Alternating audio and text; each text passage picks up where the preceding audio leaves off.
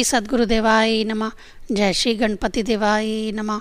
ओम नमो भगवते वासुदेवाय नमः। श्रीमद् भागवत महापुराण तृतीय स्कंद 30वां अध्याय। देह गेह में आसक्त पुरुषों की अधोगति का वर्णन। कपिल देव जी कहते हैं, माता जी, जिस प्रकार वायु के द्वारा उड़ाए जाने वाला मेघ समूह उसके बल को नहीं जानता, उसी प्रकार यह जीव भी बलवान काल की प्रेरणा से भिन्न भिन्न अवस्थाओं तथा योनियों में भ्रमण करता रहता है, किंतु उसके प्रबल प्रक्रम को नहीं जानता। जीव सुख की अभिलाषा से जिस जिस वस्तु को बड़े कष्ट से प्राप्त करता है, उसी उसी को भगवान काल विनष्ट कर देता है, जिसके लिए उसे बड़ा शोक होता है। इसका कारण यही है कि यह मंदमती जीव अपने इस नाशवान शरीर तथा उसके संबंधियों के घर, खेत और धन आदि को मोहवश नित्य मान लेता है।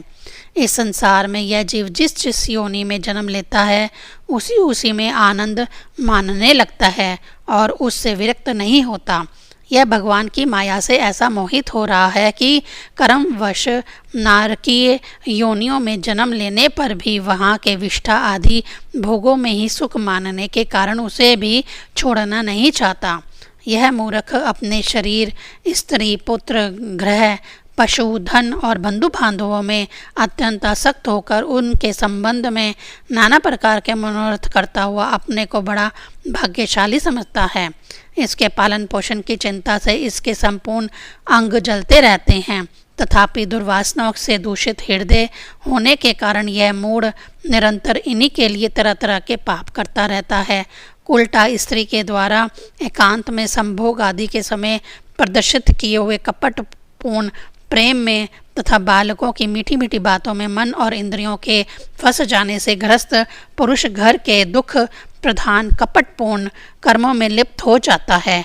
उस समय बहुत सावधानी करने पर यदि उसे किसी दुख का प्रीतिकार करने में सफलता मिल जाती है, तो उसे ही वह सुख सा मान लेता है। जहाँ तहाँ से भयंकर हिंसावृत्ति के द्वारा धन संचय कर कर यह ऐसे लोगों का पोषण करता है जिनके पोषण से नरक में जाता है। स्वयं तो उनके खाने पीने से बचे हुए अन्न को ही खाकर रहता है। बार बार प्रयत्न करने पर भी जब इसकी कोई जीविका नहीं चलती, तो यह लोभवश अधीर हो जाने से दूसरे के धन की इच्छा करने लगता है। जब मंद भाग्य के कारण इसका कोई प्रयत्न नहीं चलता और यह मंद बुद्धि धनहीन होकर कुटुंब के भरण पोषण में असमर्थ हो जाता है, तब अत्यंत दीन और चिंता आतुर होकर लंबी लंबी सांसें छोड़ने लगता है। इसे अपने पालन पोषण में असमर्थ देखकर वे स्त्री पुत्र आदि इसका पहले के समान आदर नहीं करते। जैसे कृपण किसान बूढ़े बैल की उपेक्षा कर देते हैं, फिर भी इसे वैराग्य नहीं होता। जिन्हें उसने स्वयं पाला था वे ही अब उसका पालन करते हैं। वृद्धावस्था के कारण इसका रूप बिगड़ जाता है, शरीर रोगी हो जाता है, अग्नि मंद पड़ जाती है, भोजन और प्रसाद दोनों ही कम हो जाते हैं। वह मरणोन्मुख होकर घर में पड़ा रहता है और कुत्ते की भांति स्त्री पुत्र आदि के अपमान पूर्वक दिए हुए टुकड़े खाकर जीवन निर्वाह करता है। मृत्यु का समय निकट आने पर वायु के उत्क्रमण से इसकी पुतलियां चढ़ जाती हैं। श्वास प्रश्वास की नालिकाएं कफ से रुक जाती हैं।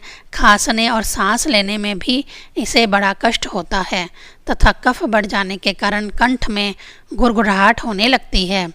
यह अपने शोकातुर बंधु बांधवों से घिरा हुआ पड़ा रहता है और मृत्यु पाश के वशीभूत हो जाने से उनके बुलाने पर भी नहीं बोल सकता। इस प्रकार जो मूढ़ पुरुष इंद्रियों को ना जीत कर निरंतर कुटुंब पोषण में ही लगा रहता है, वह रोते हुए स्वजनों के बीच अत्यंत वेदना से अचेत होकर मृत्यु को प्राप्त होता है। इस अवसर पर उसे लेने के लिए अति भयंकर और रोषयुक्त नेत्रों वाले जो 2 यमदूत आते हैं, उन्हें देखकर वह भय के कारण मलमूत्र कर देता है। वे यमदूत उसे यातना देह में डाल देते हैं और फिर जिस प्रकार सिपाही किसी अपराधी को ले जाते हैं, उसी प्रकार उसके गले से रस्सी बांधकर बलात्कार से यमलोक की लंबी यात्रा में उसे ले जाते हैं। उनकी घुड़कियों से उसका हृदय फटने और शरीर कांपने लगता है। मार्ग में उसे कुत्ते नोचते हैं। उस समय अपने पापों को याद करके वह व्याकुल हो उठता है। भूख प्यास उसे बेचैन कर देती है तथा धाम दनावल और लुओं से वह तप सा जाता है। ऐसी अवस्था में जल और विश्राम स्थान से रहित उस तप्त बालुकामय मार्ग में जब उसे एक पग आगे बढ़ने की भी शक्ति नहीं रहती, यमदूत उसकी पीठ पर कोड़े बरसाते हैं। तब बड़े कष्ट से उसे चलना ही पड़ता है। वह जहाँ तहाँ थक कर गिर जाता है, मूर्छा आ जाती है, चेतना आने पर फिर उठता है। इस प्रकार अति दुखमय अंधेरे मार्ग से अत्यंत क्रूर यमदूत उसे शीघ्रता से यमपुरी को ले जाते हैं। यमलोक का मार्ग 99,000 योजन है। इतने लंबे मार्ग को 2 ही 3 मुहूर्त में तय करके वह नरक में तरह तरह की यातनाएं भोगता है। वहाँ उसके शरीर को धधकती लकड़ियों आदि के बीच में डालकर जलाया जाता है। कहीं स्वयं और दूसरों के द्वारा काट काट कर उसे अपना ही मांस खिलाया जाता है। यमपुरी के कुत्तों अथवा गीधों द्वारा जीते जी उसकी आंतें खींची जाती हैं। सांप, बिच्छू और हंसने वाले तथा डंक मारने वाले जीवों से शरीर को पीड़ा पहुंचाई जाती है। शरीर को काट कर टुकड़े टुकड़े किए जाते हैं। उसे हाथियों से चिरवाया जाता है, पर्वत शिखरों से गिराया जाता है अथवा जल या गड्ढे में डालकर बंद कर दिया जाता है। ये सब यातनाएं तथा इसी प्रकार तामिश्र, अंधतामिश्र एवं रौरव आदि नरकों की और भी अनेकों यांत्रणाएं स्त्री हो या पुरुष उस जीव को पारस्परिक संसर्ग से होने वाले पाप के कारण भोगनी ही पड़ती है।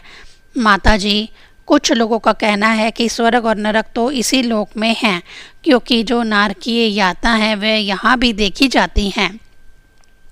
इस प्रकार अनेक कष्ट भोग कर अपने कुटुंब का ही पालन करने वाला अथवा केवल अपना ही पेट भरने वाला पुरुष उन कुटुंब और शरीर दोनों को यहीं छोड़कर मरने के बाद अपने किए हुए पापों का ऐसा फल भोगता है।